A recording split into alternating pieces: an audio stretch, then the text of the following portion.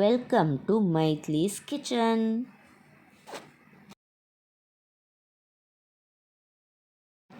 இன்றைக்கி நம்ம கிச்சனில் கிறிஸ்பியான வாழைக்காய் கட்லெட் எப்படி செய்யலான்னு பார்க்கலாம். 3 வாழைக்காவை பாதியாக வெட்டி 10 நிமிஷத்துக்கு வேக வச்சுக்கோங்க. வாழைக்காவை நல்லா மசிச்சுக்கோங்க.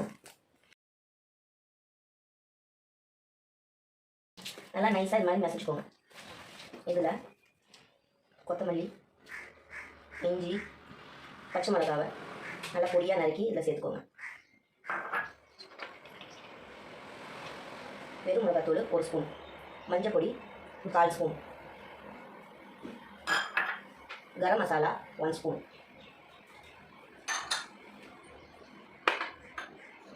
மைதா ஒரு 3 spoon,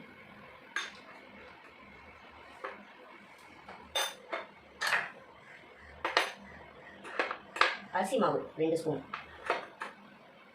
cornflour 1 spoon, lemon 1/2 lemon பிழிச்சுக்கோங்க. தேவையான அளவுக்கு உப்பு,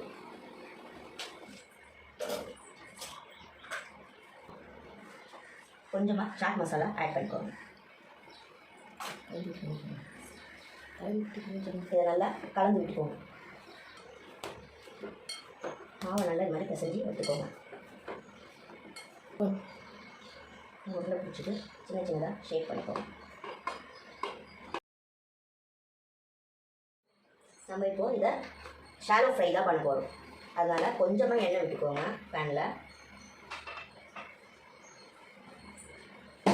எண்ணெய் காஞ்சதும் நம்ம இந்த மாதிரி ஷேப் பண்ண கட்லெட்டை இப்படி ஒன்று ஒன்றா வைங்க.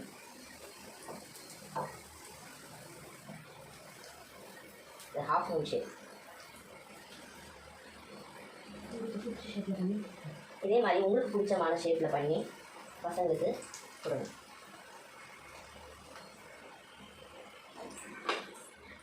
இப்போ வெந்த உடனே நம்ம இதை திருப்பி போட்டுக்கலாம்.